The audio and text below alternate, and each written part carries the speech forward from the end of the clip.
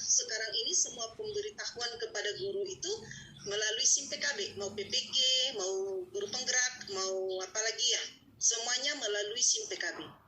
Jadi nanti di tanggal 12 Maret batasnya SSO-nya harus pakai akun belajar ID. Nah, jadi Bapak Ibu, mari kita cek akun kita, apakah akun kita ada, apa memang akun kita nggak ada, atau apakah akun kita sudah aktif seperti itu. Terus apakah akun belajar ID di sekolah kita itu sudah aktif semua? Bisa saja kita cek, atau mungkin bisa kita cekkah satu kabupaten, bisa Bapak Ibu. Nanti ada linknya. Oke, saya lanjutkan. Terus apa sih manfaatnya kita mengetahui atau mencek akun itu? Ya, manfaatnya sangat banyak Bapak Ibu. Jadi kita bisa tahu berapa persen sih guru-guru atau juga admin juga atau peserta didik yang sudah mengaktifkan akun belajar ID-nya. Nanti akan diberikan persenannya. Kemudian nanti akan ketahuan juga apakah sekolah Bapak Ibu misalnya kalau seandainya mencari info apakah sekolah yang di sana itu sudah menjadi sekolah penggerak, seperti itu bisa juga dicari dari sini. Jadi kalau di sekolah penggerak itu sangat dengan akun belajar ID-nya seperti itu. Jadi sangat bermanfaat akun belajar ID ini. Jadi pemerintah itu sudah mengeluarkan banyak dana untuk memberikan kita akun belajar ID secara gratis, tetapi kalau kita tidak menggunakannya itu namanya apa? Ya. Oke, baik, saya lanjutkan. Nah, cek presentasi akun belajar ID itu nanti akan diberikan sebuah data studio. Nah, data studio ini sebenarnya Bapak Ibu bisa juga kita buat sendiri. Ini juga adalah salah satu manfaat dari akun belajar ID. Dengan akun belajar ID kita bisa mempresentasikan data-data yang kita perlukan di sekolah kita itu dengan memakai data studio. Nah, membuatnya juga tidak gampang, tidak perlu harus seperti seorang programmer, enggak juga. Jadi kita sebagai guru biasa juga bisa membuat sebuah data studio.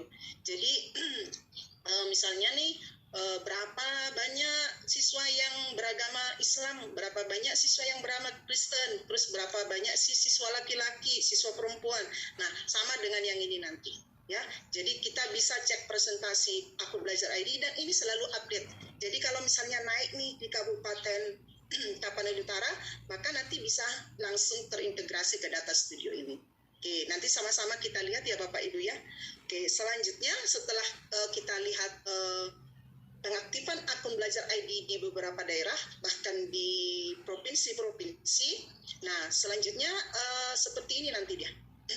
Jadi nanti kita bisa cari provinsi mana hanya dengan klik di sini yang ada tanda segitiga, kemudian kita klik di sini kota atau kabupatennya, kemudian tipe sekolahnya. Ini yang saya katakan tadi, apakah tipe sekolahnya itu sekolah penggerak atau bukan sekolah penggerak. Jadi kadang-kadang kan kita ingin tahu nih, itu sekolahnya sekolah penggerak sih enggak atau enggak kan gitu. Kenapa? Karena sekolah penggerak itu Bapak Ibu sangat keren ya, sangat keren. Sangat bukan hanya karena kerennya kedengaran, bukan, tapi manfaatnya yang luar biasa, yang menggerakkan seluruh stakeholder yang ada di sekolah tersebut. Ya, seperti itu. Kemudian nanti tipe akunnya ini adalah apakah akun admin, apakah pendidik, apakah akun dari pelajar itu sendiri. Kemudian jenjang ini nanti dimulai dari PAUD. Jadi kita bisa tahu di daerah kita itu PAUD itu sudah berapa persen sih yang sudah mengaktifkan akun belajar ID-nya. Seperti itu. Jadi ini nanti persenan ya Bapak Ibu, seperti terlihat di sini ada yang 51% yang tersedia, yang disediakan oleh pemerintah itu, Kemendikbud itu 526.363.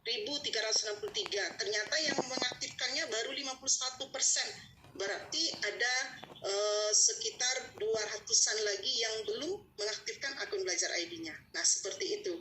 Jadi bisa kita ketahui, bahkan dinas pendidikannya bisa tahu nih, ini kalian kabupaten ini kenapa belum? Nah, masih bisa dihalo-halokan gitu. Terlihat loh gitu. Jadi tidak bisa dibohongi gitu. ya, jadi tidak bisa dibohongi. Kami sudah aktif semua kok Bapak, katanya. Enggak, terlihat di dashboard ternyata belum. Nah, seperti itu. Jadi itu kegunaan mencek aktivasi akun belajar di setiap daerah. Oke, kemudian setelah itu bagaimana mengecek akun sendiri? Nah, Bapak Ibu, salah satu yang paling banyak persoalan di sekolah itu adalah ketika kita bertemu dengan guru-guru senior, ya kan? Guru-guru senior kita itu kadang lupa nih akunnya, akun sendiri lupa, apalagi passwordnya. Jadi saran saya nih, kita itu bukan saling ini, tapi saling kolaborasi. Jadi yang muda itu, ayo bantu guru seniornya, seperti itu. Silahkan dicatatin tuh, terus terus dibuat, ditempelkan di di sudut ruangan atau di mana lah, di ruangan apa namanya itu, kantornya, supaya setiap guru bisa melihat, oh iya aku lupa kemarin, rupanya akun saya di situ gitu. Tapi kalau misalnya kemungkinannya misalnya harus mencantumkan passwordnya, boleh saja ya, seperti itu. Jadi ini kalau kadang-kadang seperti sekarang nih, SSO kesim PKB kayak gitu ya, akunku mana nih, passwordku mana, rame-rame nih cari kemana-mana. Oke, baik Bapak Ibu. Nah, saran saya, ayo kolaborasi, ayo saling membantu ya. Nah, bagaimana mengecek akun sendiri itu tentunya dengan masuk ke yang ini, masuk ke www.belajar ID. Silahkan nanti Bapak Ibu masuk di sini. Nanti di sini akan ada beranda akun pembelajaran, daftar platform, cara aktivasi, webinar, pernyataan. Terus Pak, ini Bapak Ibu, ini yang sering orang sekarang itu kan bertanya tapi tanpa membaca. Jadi FAQ ini adalah boleh Bapak Ibu ini kan answer dengan question. Jadi Bapak Ibu bertanya, ada answernya langsung di situ. Jadi Kemendikbud sekarang itu sangat sangat membantu guru-guru, memberikan banyak hal kepada guru, tetapi tidak dibiarkan begitu saja. Ada fakt yang diberikan. Jadi ketika para guru bertanya, apa sih guru penggerak, apa sih ini, itu pemerintah sudah menyediakan yang ini, fakt. Silakan Bapak Ibu klik saja, nanti semua pertanyaan Bapak Ibu sudah ada di sana sebenarnya. Dan jawabannya ada. Gitu ya. Oke, nanti ini yang akan kita isi, apakah akun kita itu sudah aktif atau enggak. Jadi nama lengkap sesuai Dapodik. Nah, Bapak Ibu ada yang tidak tahu namanya di Dapodik, ya. Itu harus kita ketahui.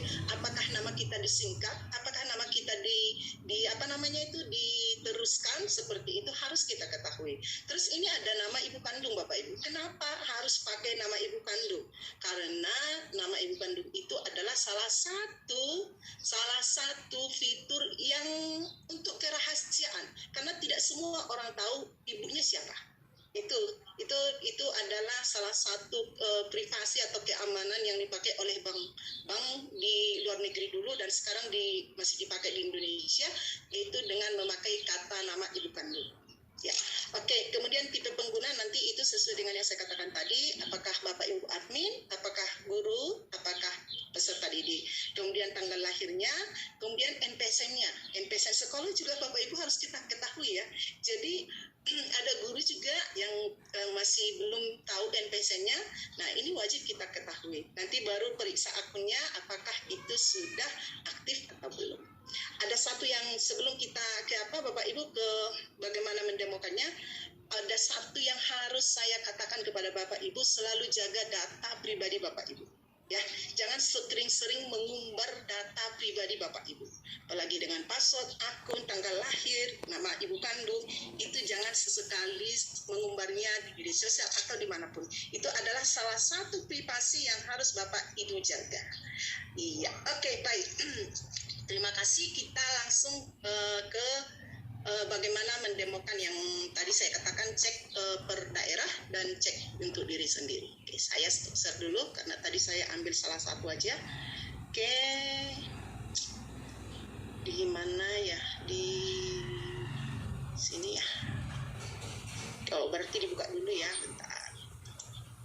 Sebentar ya Bapak Ibu. Oke, ya.